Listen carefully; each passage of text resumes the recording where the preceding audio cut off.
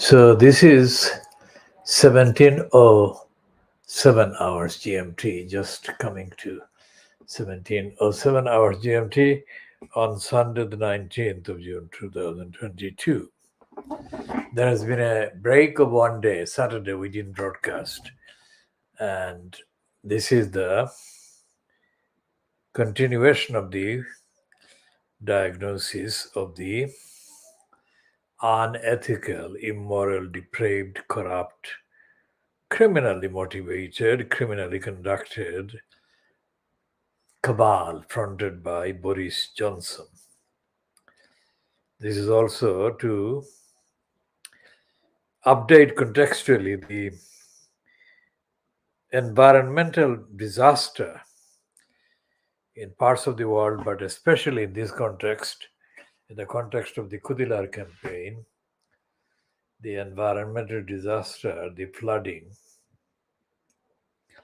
that has affected parts of northeastern India that is adjacent to Bangladesh and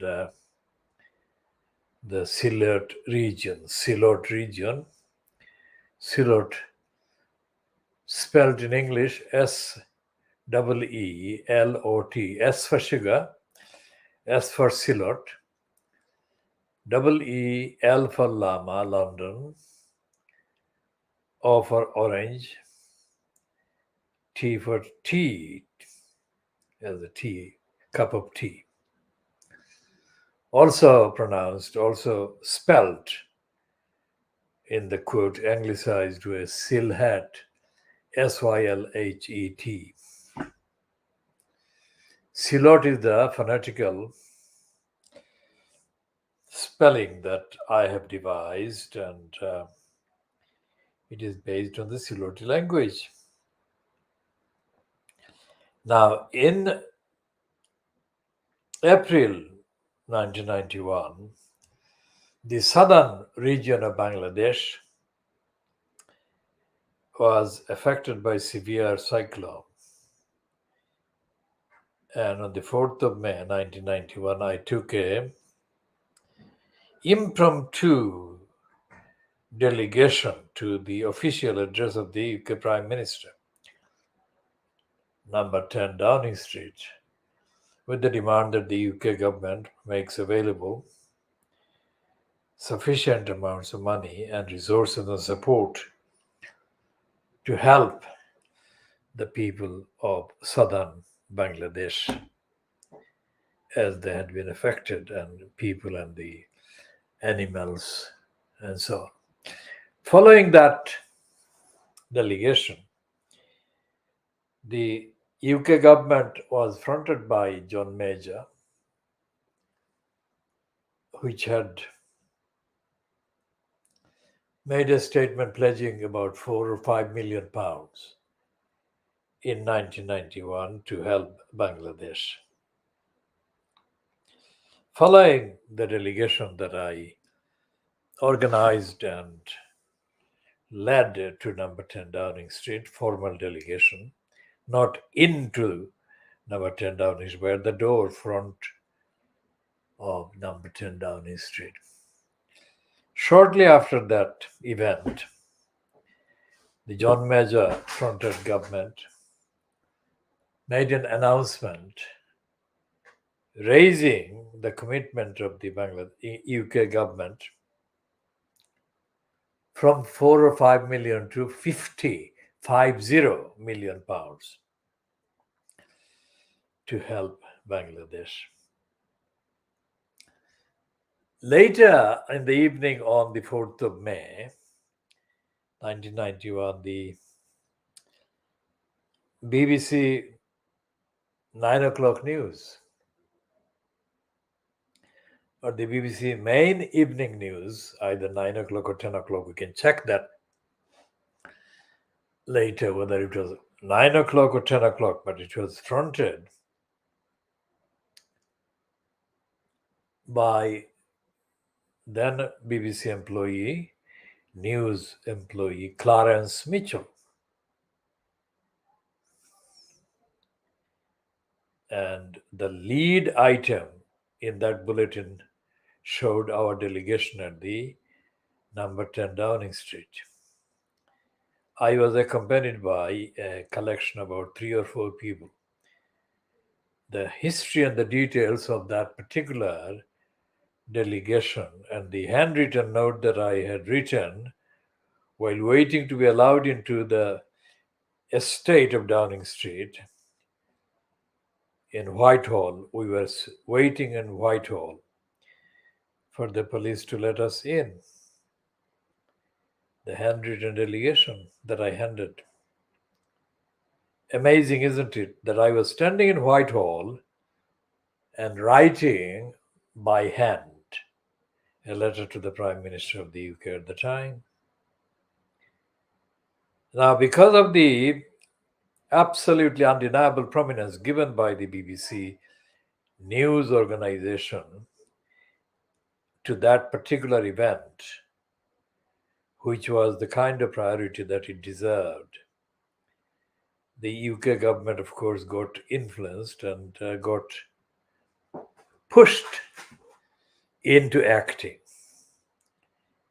And I think that there is a causal relationship between the delegation, the statement I made, and the universal recognition of the need for helping the people affected by the cyclone of 30th of April 1991. Now, whether it was 91 or 1990, again, the year and the date 30th of April is verified. 4th of May, delegation to number 10 Downing Street is verified.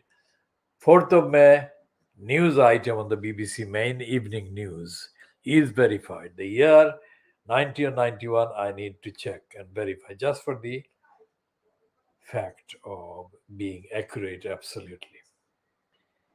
Now, the implication and the meaning of that kind of sequence of events is that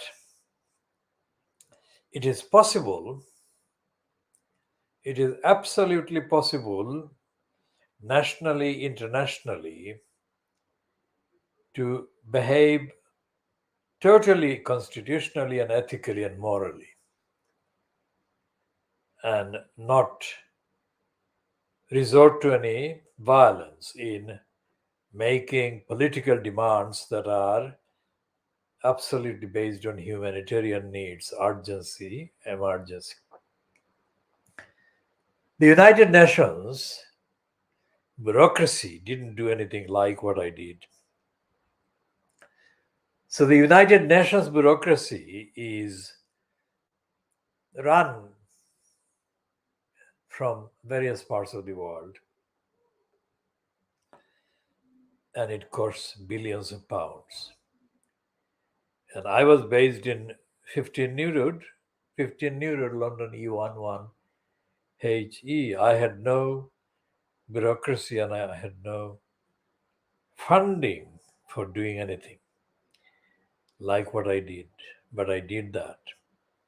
Now, that is representative of literally thousands of events that I have organized over the decades, not with the same measurable financial kind of consequence or benefit to the people on whose behalf I've been doing the campaigns. But that is what I have been doing. So if you multiply that benefit, the 50 million pounds is not the actual total complete amount. There were other donations and fundings because after the 4th of May, I set up a thing called 2020 Bangladesh 2001. That was 10 years before 2001. That was the title. And in the course of putting together Bangladesh 2001, working on a laptop, it was a laptop typewriter, not a laptop computer.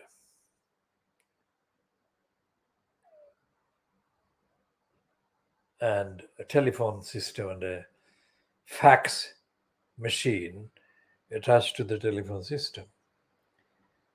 I was able to communicate to the main organizations, the bureaucracies of the United Nations based in Switzerland, in Geneva.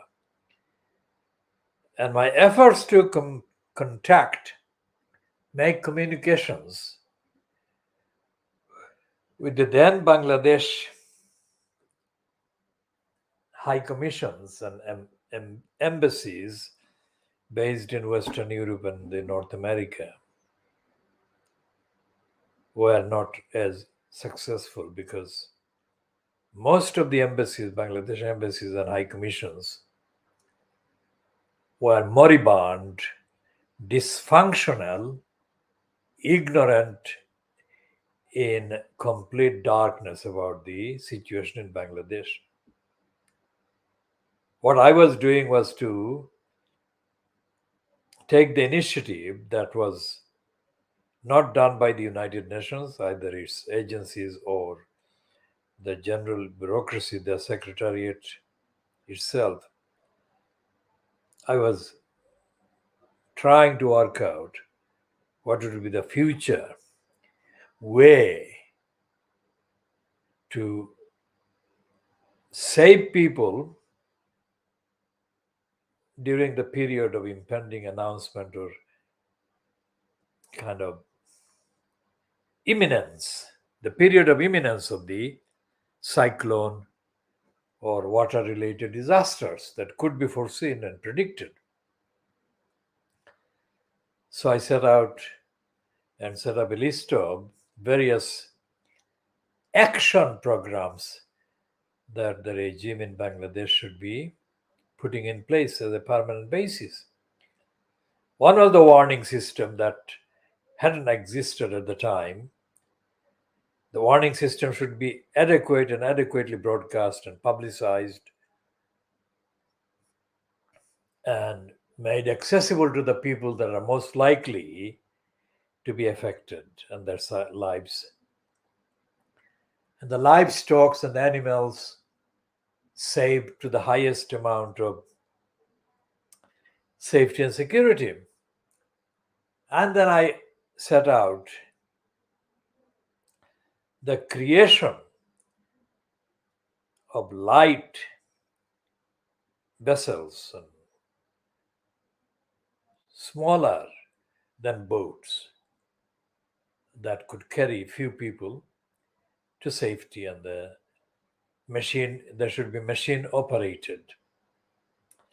I don't believe that at this date, Sunday the 19th of June 2022, anything like those vessels that I had exclusively recommended have been created or deployed, not at least evident in the pictures that I've seen online of the various parts of the affected, flood affected areas in Bangladesh, especially in Silot, because Silot and Sunamganj and adjoining areas are among the most dangerously affected places by the current flooding. It's not a cyclone, but it's a flooding. Now, as I keep saying, I never belonged to any political party. In what is now Bangladesh, it was East Pakistan in my time, and I never belonged to any political party in wider Pakistan either. I never subscribed to them because most of the politicians and the leaders and the structures of these parties were not fit for purpose.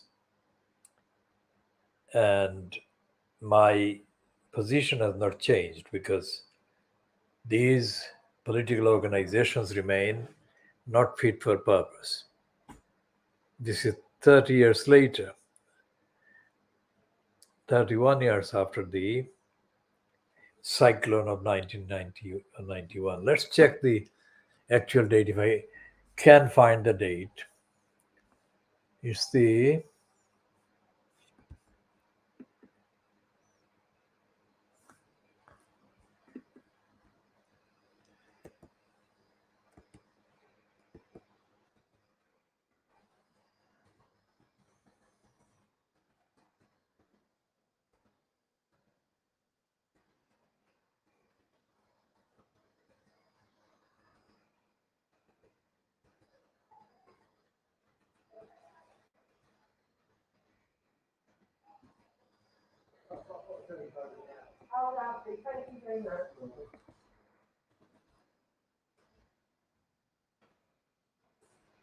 It was 1991 because it was on 1990, it was 1990. So the 1991 Bangladesh cyclone was among the deadliest tropical cyclones on record, formerly out of a large, forming out of a large area of convection over the Bay of Bengal on April 24. The tropical cyclone initially developed gradually while meandering over the southern Bay of Bengal. On April 28th, the storm began to accelerate northeastwards under the influence of the southwesterlies and rapidly intensified so to super cyclonic storm strength near the coast of Bangladesh on April 29th. After making landfall in the Chittagong district of southeastern Bangladesh with winds of around 250 kilometers per hour, 155 miles per hour. The cyclone rapidly weakened as it moved through northeastern India, degenerating into remnant low over the Yunnan province in western China. One of the most powerful tropical cyclones ever recorded in the basin, the tropical cyclone caused a 6.1 million 1 meter storm surge, which inundated the coastline, causing at least 138,866 deaths and about $7 billion of damage in 1991 prices. As a result of the catastrophic damage, the United States and other countries carried out Operation Sea Angel, one of the largest military relief efforts ever carried out.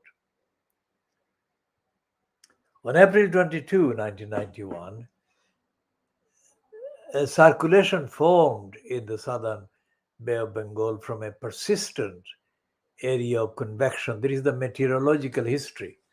Anyway, so the point is to get the year right, and that was year 1991. And the reason why it is dated 29th of April and getting weaker from then onwards is different from the date recorded in our records on 30th of April, because that is when the news actually was spread after the effects. So the Operation Sea Angel and other operations died down.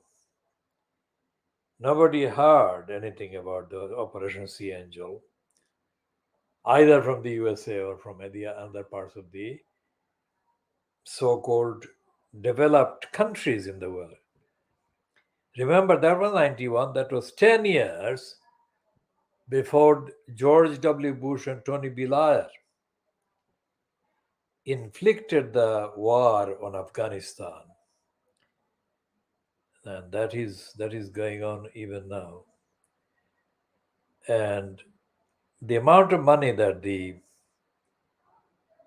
Bush Blair collusion cost the public purse many times, many times the amount of money that they ever spent in dealing with the cyclone, the environmental catastrophe that we are talking about on this occasion.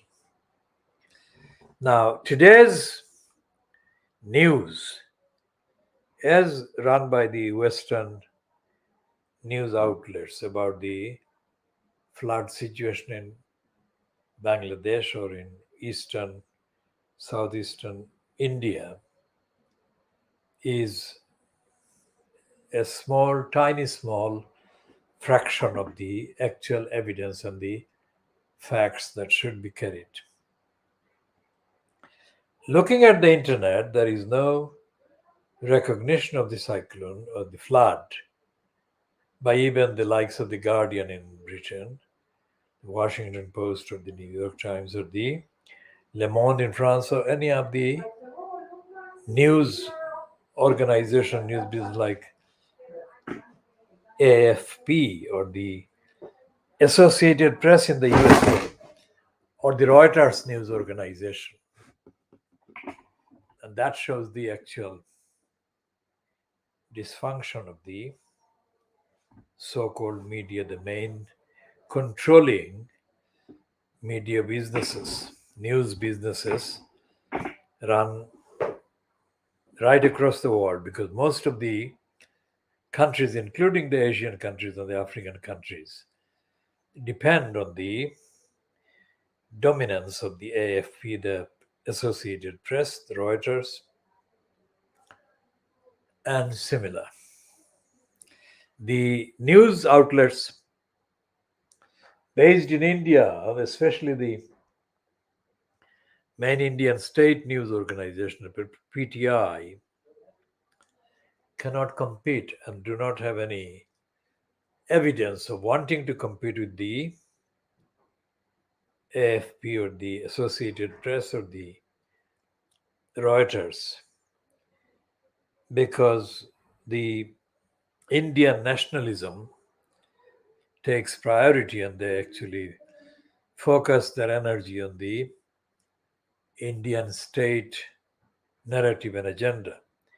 The same applies to the Xinhua, the Chinese news agency, and the same applies to the TASS, the Russian news agency. And we've talked about the AFP as well, of course. So, looking at the actual geography and the environment strictly through the very limited access available through the internet, I can see that the people affected by the flood, either in Sylhet town or in other regions, other parts of the country, or other parts of the region, the people are not getting the help that they need. They have not got the help that they need. Now, just a short reference to the various Lilliputian, Lilliputian type of mentality based references to the flooding in Bangladesh, especially in Sylhet, by individuals claiming to be leaders of the Sylhet origin, Sylhet region origin Bangladeshis in the UK. It is absolutely ridiculously useless.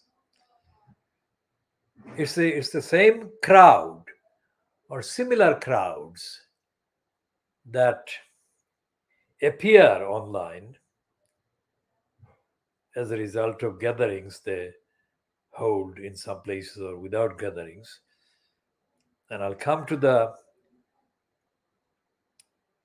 Nupur Sharma linked gatherings in the Altawali Park in Whitechapel Road in Tower Hamlets. These are ineffectual. They have Lilliputian is the identity because they have no intellectual content. And none of these so called leaders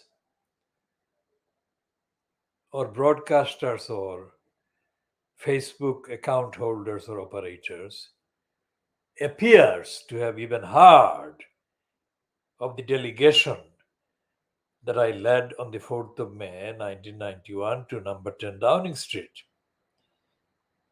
and other things that I did in 1991 and since about Bangladesh. So these are Lilliputians contaminated by their jealousy and spite. They think that by hiding the evidence of the only movement that has been operating in substantial way to help the people of the water related disaster affected parts and events in Bangladesh, they are doing some help to the people. So, this is the current example of the corruption and the Lilliputian mentality that is dominant, prevalent in the Bangladeshi, quote, political psyche, which predates Bangladesh and goes back to East Pakistan and explains why I have not been able to find any of these outlets or operatives doing anything that helps the people in a significant way. One of the outlets, a criminal, corrupt outlet, published a defamatory email questioning my work for the community. That was that criminal's response to my then publication about the inherent Lilliputian corruption and criminality and so on that dominate the so called ethnicity linked outlets run in the name of the Siloti Bangladeshi community.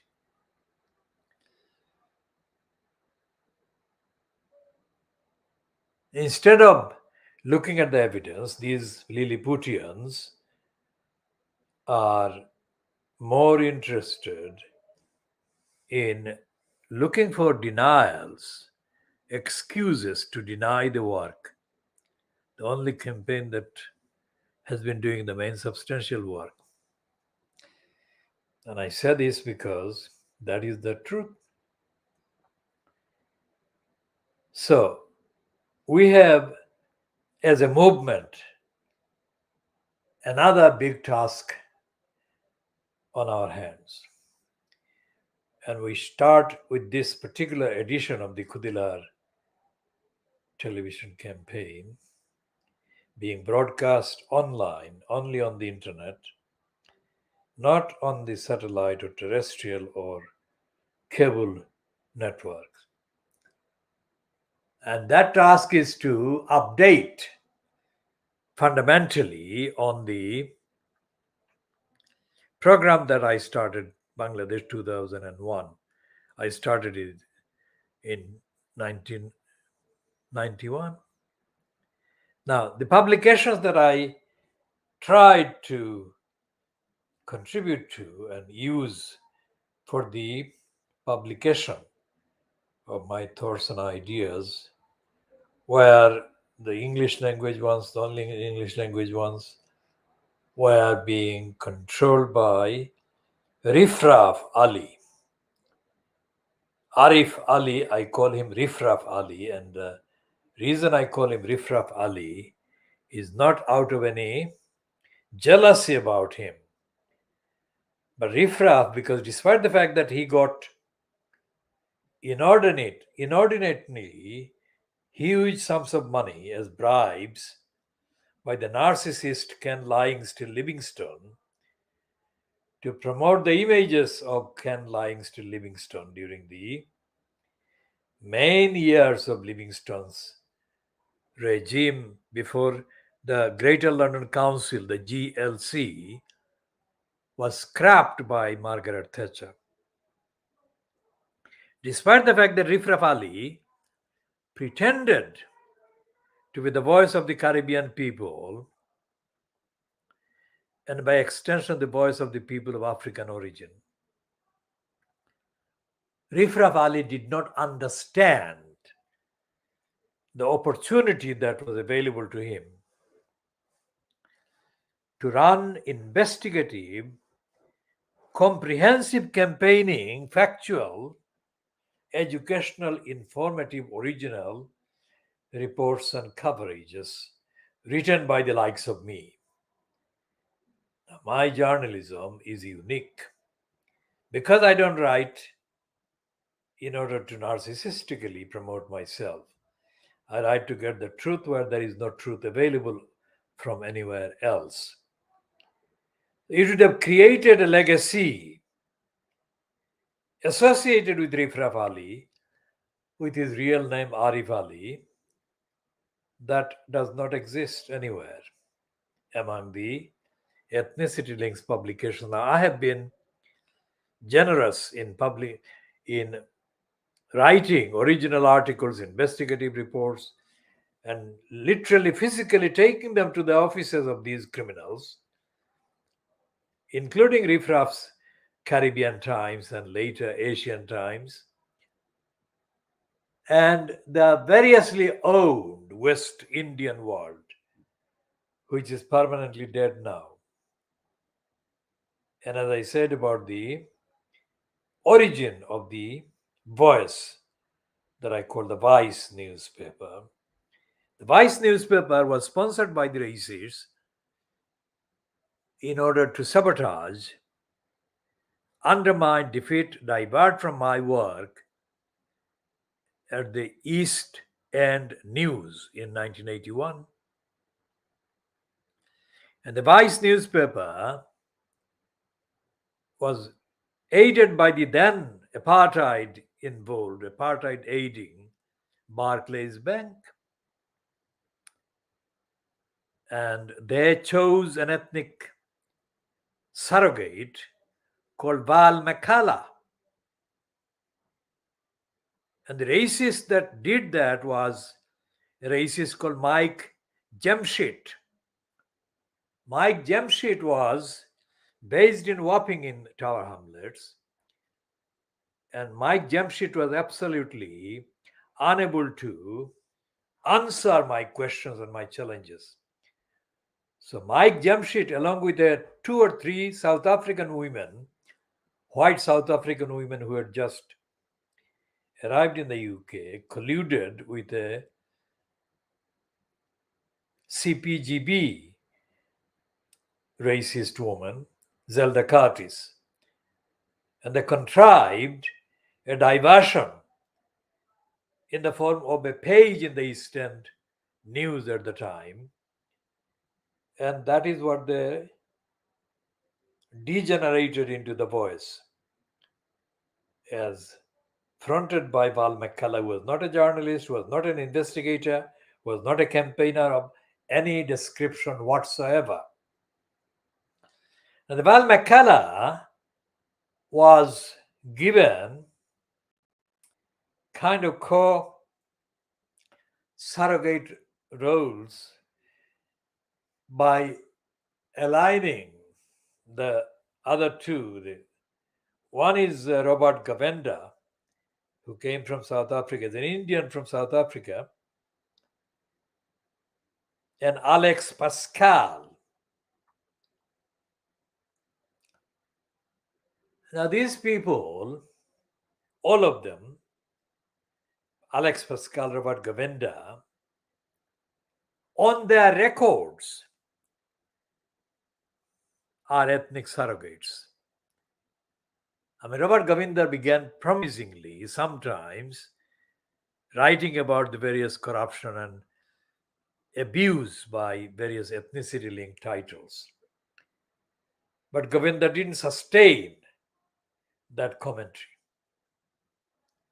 Remember, Robert Govinder is the one, incredible, isn't it, that Robert Govinder was paid by the Romanian dictator Nicolae Ceausescu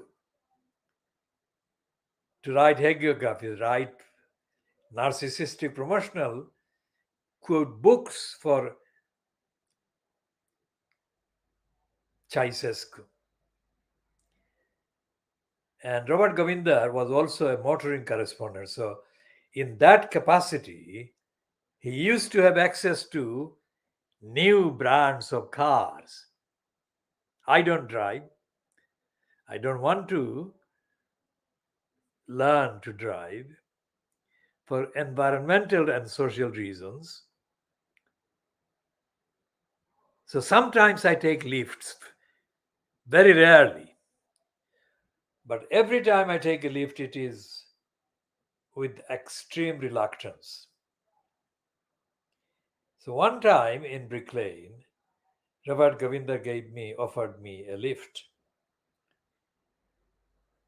to a location in very near Canning Town. And on the way, as he was driving, which was a dangerous thing, he offered me two or three books, so called. And he wrote, I don't know where he had written the kind of dedications to me, so called, completely pathetic, absolutely shallow words in praise of me. I mean, he should not have bothered, because the last thing I wanted was to be given any number of promotional volumes, either promoting Nicolae Ceausescu or similar. Anybody else? So that is the extent of the highest level of journalism that existed among the so-called ethnicity linked professionals in the UK during the 70s, during the 80s, during the 90s, before the advent of the internet and the subsequent degeneration of the various existing outlets and structures. Now, this is, if that is bad generally, the behavior or the conduct or the record of Robert Govinder, if it is bad, then the behavior of the ethnicity linked morons and criminal ones operating in the name of the Bangladeshi Silotis is 100 times worse. Now, in the last 5 decades of absolute active engagement on the ground in the UK, I have found myself at the forefront of various initiatives. And this is unchanged today. And unchanged because of the evidence. And in the Khoodeelaar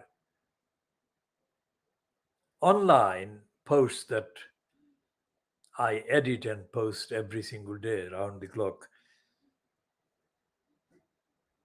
except when unable to do so for any health or technical reasons, the commentary that repeatedly, justifiably, is posted about the Guardian is that it's pathetic. Now, people in Asia and Africa, and even in this country, regard the Guardian as a leading liberal sort of outlet. It is nothing of the sort. And there is no, after the Guardian, if the Guardian is not anything of the sort, then there is nothing else. Similarly, the moving to the academic arenas, the British universities. I mean, there is a piece running in the last 24 hours, 48 hours, on the Murdoch Times saying that the UK universities should stop depending for money on foreign countries, foreign sources. I said in a number of broadcasts on the Khoodeelaar television channel online since we began in 2020. There are several PhD kind of quote certificates have been given by various British universities to a number of individuals who have claimed to have written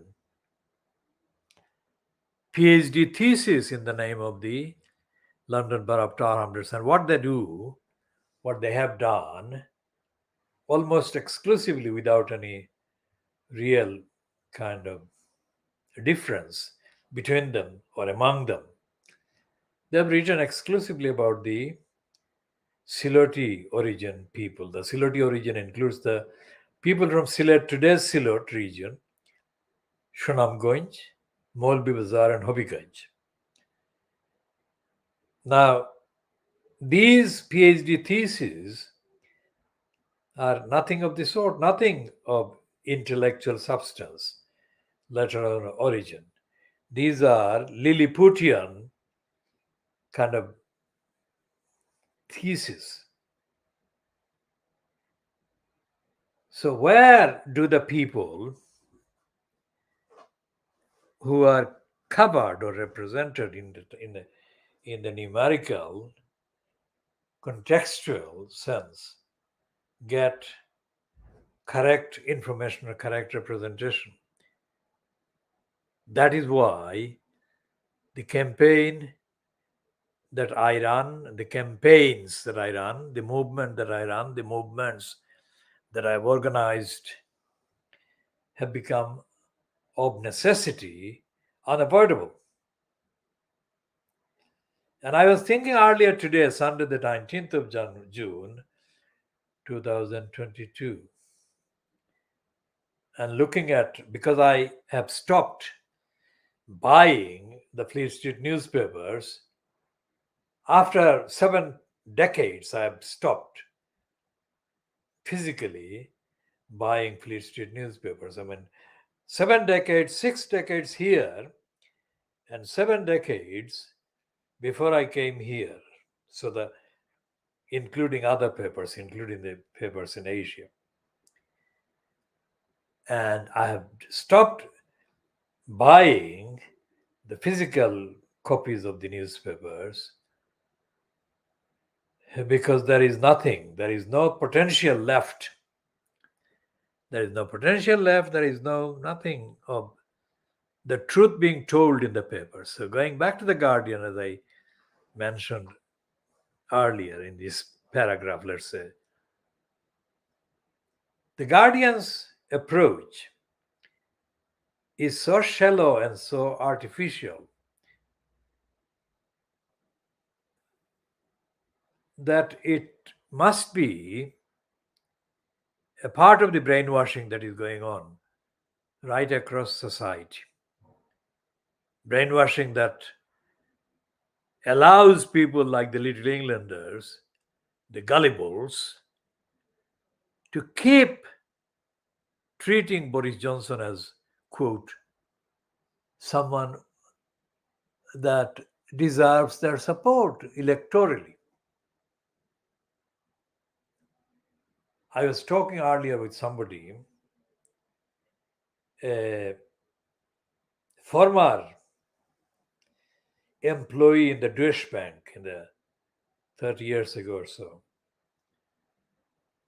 that the Little Englanders think, well, this is something that I've already devised and defined and described and published and posted many times, original, but Little Englanders actually remain in that frame of Little English mentality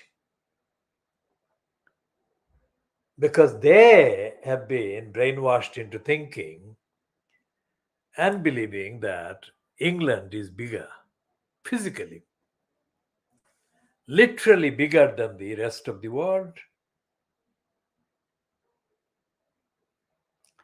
That is the only explanation that can be found as to why somebody so slippery, so dishonest, so untruthful, so unreliable, so narcissistic, and so shallow, so corrupt, and so ignorant as Boris Johnson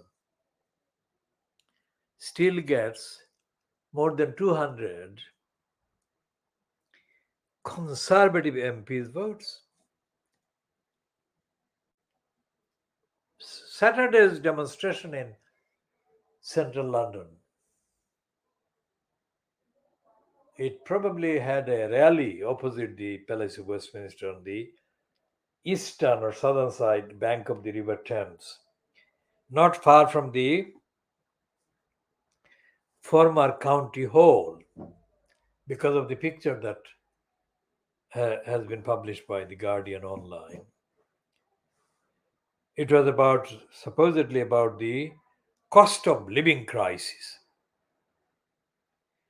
That demonstration or rally or gathering or march, because that must have been followed by a march, followed a march.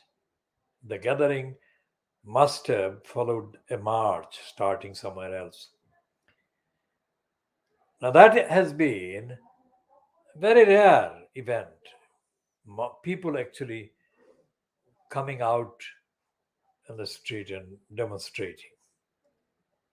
I'm contrasting this, comparing this with all these committees and inquiries and the kind of resignations of the likes of Christopher Gitt. I pronounce his name as Gitt, Geidt.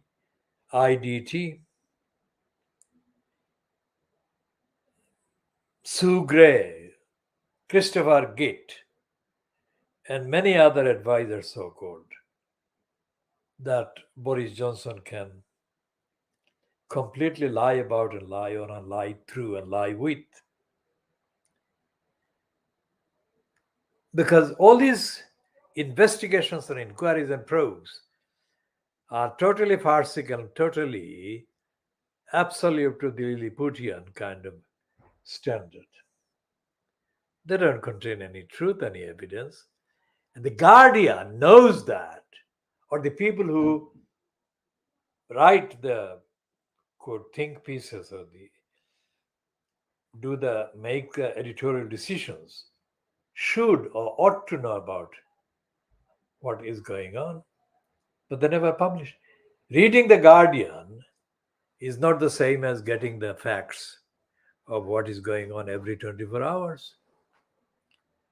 And this applies to the one of the most over promoted cartoonists, Peter Brooks on the Times. Most of his cartoons, if you look at the kind of technicalities, most of his cartoons are quite clever. But they crumble, they crush, because editorially, the agenda that he follows, he may not be asked overtly to follow up any particular agenda. But he chooses, he decides to follow the agenda to keep his prime position as the chief cartoonist on the Times. They crumble. So you extrapolate the Lilliputian backwardness and little English mentality that prevails in England and to apply to the rest of the world. And you find that the world is crumbling, being destroyed in every respect, and the media are not covering, the media are not telling the truth. The Guardian has run a piece by Hillary Clinton saying that we are about to lose our democracy. Now, Hillary Clinton is not the person to give an ethical, moral position on our democracy at all. Hillary Clinton has been involved with not one, multiple acts of ordering the massacres of ordinary people, innocent people, as has been Barack Obama. And the Democratic Party in the USA has never done even a fraction of the work that it should have done after the Watergate scandal caused by Richard Nixon. And the fact that the Democratic Party didn't stand out against the invasion of Iraq, the invasion of Afghanistan, and the massacres of the innocent millions shows that Hillary Clinton is committing a crime by asserting that there is democracy in the USA. The other thing is that when the United Nations corrupt bureaucracy is complicit with the massacres, genocides, the US Democratic Party is no different from the role played by the US Trumpian Republicans and other fascistic regimes. So this broadcast is coming online, only on the internet, broadcast under the banner of the Baby Angel Geronimo editions theme from the Khoodeelaar campaign, but it's part of a wider movement that I have been representing for decades. There is no similar platform, whether it is 1 hour long or whether it's longer or whether it's shorter. And so, therefore, we are going to devote in the next editions systematic examination of the mechanics of how to save people from the water related disasters that are preventable or the impacts of which are preventable. The focus currently will be on Bangladesh and on Sylhet. Now, the Bangladesh government agencies that were in place in 1991 represented the government fronted by Khaleda Zia in May 1991. Currently, it is Hasina, but in terms of the country, in terms of the bureaucracies in Bangladesh and bureaucracies of Bangladeshi agencies abroad, the quality has not only not improved, the quality has declined. So we shall be having to cover all those as well. And this is coming to 54 minutes broadcast. So we shall come to continue later. But this is coming to 54 minutes at 1800 hours GMT on Sunday, the 19th of June 2022. And we shall be talking about Baby Angel Geronimo and how Baby Angel Geronimo is the witness overall to all the bad things that Boris Johnson does and his cabal does